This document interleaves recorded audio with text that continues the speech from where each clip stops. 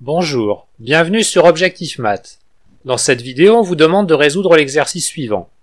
On considère A un paramètre réel et on vous demande de résoudre le système linéaire avec et sans les formules de Cramer et de comparer l'efficacité des méthodes sur le système x plus y plus z égale 1, x moins y plus 3z égale 1, 3x moins y plus 7z égale petit a. Vous devriez maintenant mettre la vidéo sur pause et chercher à résoudre l'exercice par vous-même.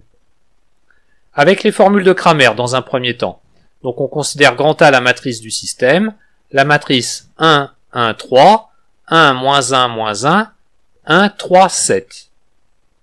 Donc son déterminant, donc on va calculer son déterminant, on fixe la première colonne, on transforme la deuxième colonne en la deuxième colonne moins la première, donc ce qui nous donne la colonne 0, moins 2, moins 4, et on transforme la troisième colonne en la troisième colonne moins la première, ce qui nous donne la colonne 0, 2, 4.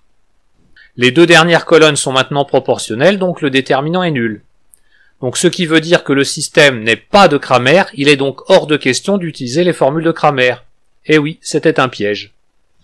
Avec la méthode du pivot de Gauss maintenant, donc on considère le système, on effectue des opérations élémentaires sur les lignes, donc L2 devient L2 plus L1 et L3 devient L3 plus L1 pour se débarrasser des termes en Y. Donc on obtient le système équivalent x plus y plus z égale 1, 2x plus 4z égale 2, 4x plus 8z égale a plus 1. On effectue maintenant l'opération élémentaire L3 devient L3 moins 2L2, donc ce qui nous donne le système équivalent x plus y plus z égale 1, 2x plus 4z égale 2, 0 égale a moins 3. Donc il faut bien faire attention que petit a est un paramètre, ce n'est pas une inconnue, il est hors de question d'en déduire que a est égal à 3. Il faut étudier toutes les possibilités en fonction du paramètre petit a.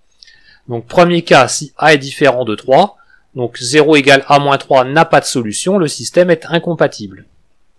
Par contre, si a est égal à 3, la dernière équation 0 égale à 0 ne sert plus à rien, donc on va fixer une inconnue libre, par exemple z, on va pouvoir exprimer x en fonction de z avec la deuxième équation, et ensuite pouvoir calculer y en fonction de z avec la première équation. Ceci nous donne l'ensemble des solutions, 1 moins 2z, z, z, tel que z appartient à R. Voilà, cette vidéo est terminée, vous pouvez me laisser des commentaires et me poser des questions. À bientôt sur Objectif Math.